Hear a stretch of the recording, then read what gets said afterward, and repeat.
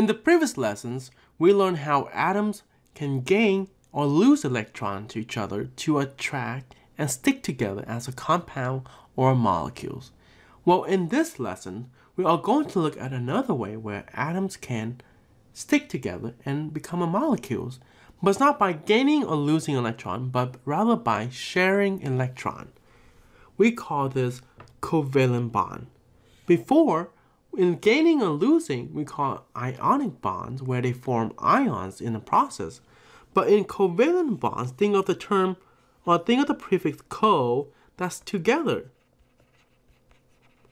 And think of valent, think of valence shell or valence electron. So they are sharing the valence electrons to make this bond. So in covalent bonds, atoms share one or more pairs of valence electrons to have a magic number of 8 valence electrons. Remember, 8 is the magic number need to be stable. Except for hydrogen and helium, they only need one pair of valence electrons. Well, I notice I use the term one pair, and think of the term pair. One pair is equal to what? Well, one pair is equal to 2 electrons. So you have to know now the term pair. When you hear the term pair, you're talking about 2 electrons. That's why hydrogen and helium only need one pair, because 2 electrons. In covalent bonds, they are usually formed between 2 nonmetals that are close to one another on the periodic table. Before, an ionic bond is formed between a metal and a nonmetals. In this case, it's between 2 nonmetals. Well, we draw a Lewis structure to represent the structure, what's going to look like, and the composition of covalent molecules.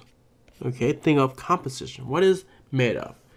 For example, here we have the Lewis dot structure, and this will be the Lewis structure. Notice how we replace the dot with the line. And if we look at the pattern, 2 dot is 2 electron, represented by how many lines? 1 line. And we have 6 dot, that is 3 pair, represented by 3 lines. So think of this, 1 line is equal to 2 electrons. So it's 2 line, that would be 2 pair, and 3 line would be 3 pair.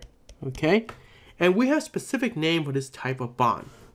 Now let's look at the name of each type of bond. Well, we have single bond, which is 1 line. Double bond is 2 lines. Triple bond is 3 lines. And the number of shared electron for single bond is 1 pair of electrons. So it's 2 electrons. For double bond, it's 2 pair of electrons represented by 2 lines. So it's 4 electrons being shared. And triple bond is 3 lines. So it's represented by 6 electrons. The atom doesn't have to be evenly contributed.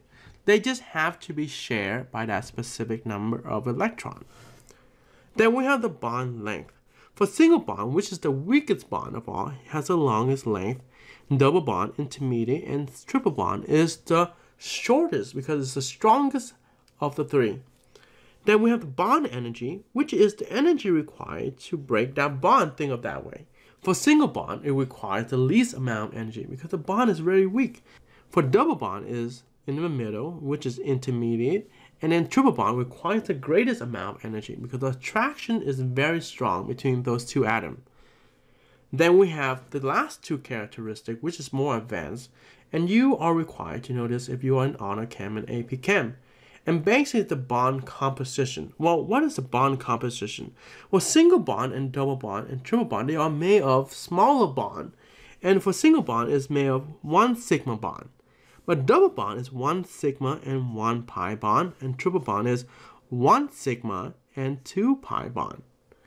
And then for the bond order, which is the last thing, which is relative to the naming of it. Single is 1, double is 2, and triple is 3. So let's do an example where we're going to describe the bond using this characteristic. Well, here I have this right here. In bond number 1, which is this one right here, right there, in the Lewis dot structure below is a, what bond is this? That is made from sharing blank electron. So we know bond number 1 is a single bond. And it's sharing between what? 2 electrons. The length, or its length, is blank. So it has the blank bond energy, and therefore it requires the blank energy to break the bond. Well, its length is longest and has the what?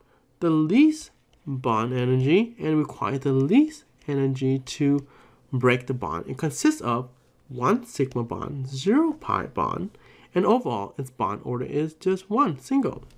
And then let's do another example over here. We have bond number 2, the same Lewis structure, but we're looking at a different bond. So in this case, bond number 2 below is what? Is a triple bond right there. That is made from sharing how many electrons? 3 lines, that means 3 pairs, so it's 6 electrons. Okay, its length is shortest. Okay, so it has what? The greatest bond energy, and therefore requires the greatest energy to break that bond. It consists of 1 sigma bond and 2 pi bond. Overall, its bond order is 3. And that's how you look at the Lewis structure to describe the bond that hold the 2 atoms together in that particular molecules.